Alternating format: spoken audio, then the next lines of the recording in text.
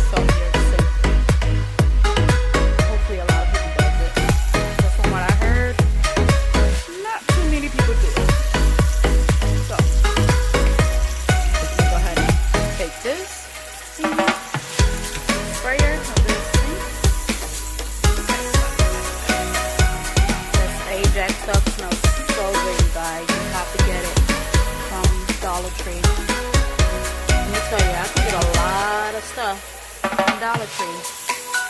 A lot of stuff. Cleaning products. Like, you really don't have to go anywhere to get things to clean up your kitchen or your house, period. So, I use my rags. I have a whole bunch of these rags. I bought like a big pack because there's no need to be wasting paper towels on cleaning. Get these microfiber towels to clean your house. And all you do, once you're done with them, put them in the wash and reuse it. See? And you get to save a whole bunch of money. So, I will have a lot of cleaning videos coming up. I am very OCD when it comes to cleaning and keeping my house clean with 3 kids. Yeah. My kids know. They hear me nagging all the time on cleaning their room and keeping stuff up to date. So,